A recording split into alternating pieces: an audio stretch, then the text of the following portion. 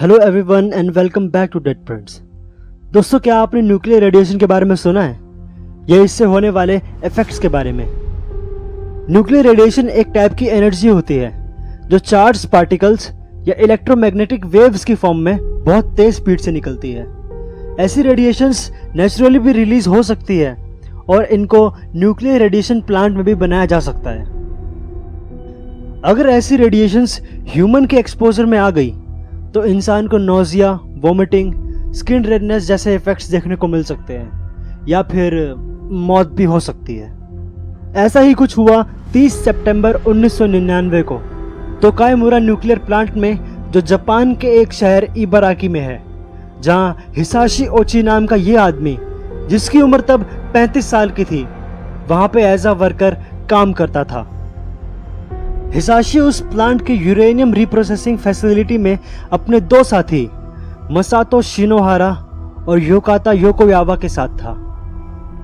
उस दिन उन्होंने यूरेनियल नाइट्रेट के सॉल्यूशन को, जिसमें करीब 16.6 किलोग्राम यूरेनियम था, एक प्रेसिपिटेशन टैंक में डाल दिया।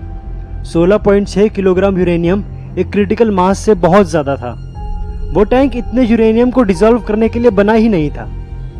तभी उस टैंक से कुछ ब्लू फ्लेम्स निकली और उन तीनों पर न्यूट्रॉन रेडिएशन की डोजेस एक्सपोज्ड हो गई, जो एक बहुत ज्यादा एक्सेस लिमिट में थी। वहां पे बहुत सारे और वर्कर्स और आस पड़ोस के घरों के लोगों को हॉस्पिटलाइज करना पड़ा।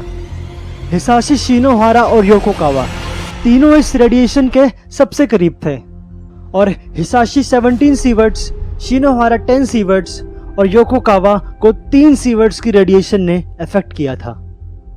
दोस्तों, सीवर्ट्स एक ऐसा यूनिट होती है जिससे आयोनाइजिंग रेडिएशन को मेजर किया जाता है और 8 सीवर्ट्स की रेडिएशन को फेटल डोज माना जाता है। शिनोहारा और योकोकावा की बाद में मौत हो जाती है और उनके साथ वो नहीं होता जो हिसाशी के साथ होता है। हिसाशी जिंदा था और यूनिवर्सिटी ऑफ टोक्यो हॉस्पिटल में उसका ट्रीटमेंट चल रहा था।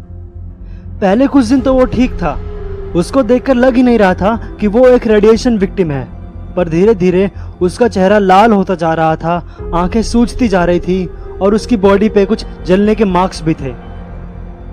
और एक दिन हिसाशी की हालत काफी बुरी हो गई, उसको ऑक्सीजन की जरूरत पड़ने लगी और उसकी बॉडी स्वेल भी हो रही थी। एक्सीडेंट के 6 दिन बाद एक डॉक्टर जो हिसाशी का ट्रीटमेंट कर रहा था, उसने उसके बोन मैरो सेल्स के क्रोमोसोम्स की एक तस्वीर देखी और उससे कुछ नहीं दिखा ब्लैक डॉट्स को छोड़कर। मतलब उसके क्रोमोसोम सेल्स टूट गए थे छोटे छोटे टुकड़ों में। उसकी बॉडी नए सेल्स नहीं बना पा रही थी और एक हफ्ते बाद हिसाशी का peripheral blood stem cell transplant होता है, जो उसको अपनी बहन से मिलता है। और धीरे धीरे हिसाशी की हालत और बुरी हो रही थी। उसकी बॉडी से उसकी स्किन पील ऑफ हो रही थी। टेस्ट से पता चला कि रेडिएशन ने उसकी बॉडी के क्रोमोसोम्स को मार दिया है और उसकी बॉडी नई स्किन नहीं बना पा रही थी। उसकी बॉडी की एपिडर्मिस लेयर पूरी वैनिश हो गई थी। मैं आपको थोड़ी सी ब्लर इमेज दिखा रहा हूं, अगर आप चाहो तो गूगल पे जाकर देख सकते हो।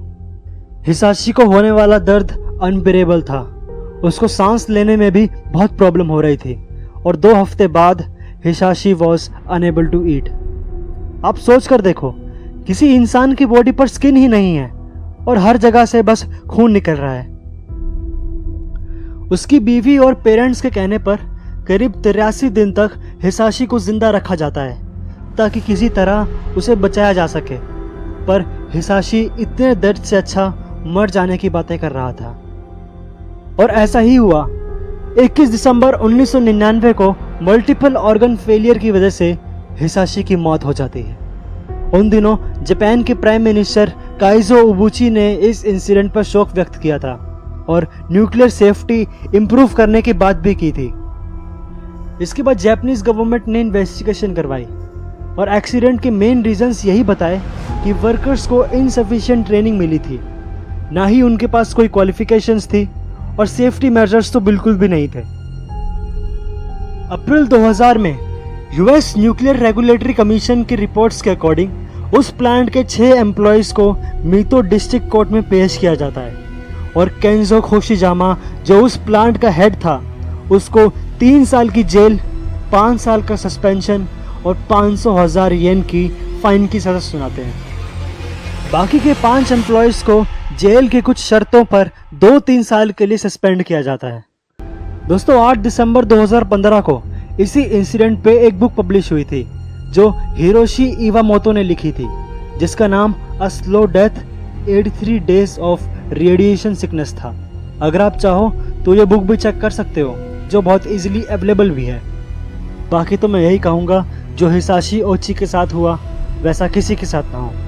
तो दोस्तों ये था एक और खौफनाक इंसिडेंट जिसको मैंने कवर किया। मिलते हैं जल्दी, तब तक अपना बहुत ज़्यादा ख्याल रखना।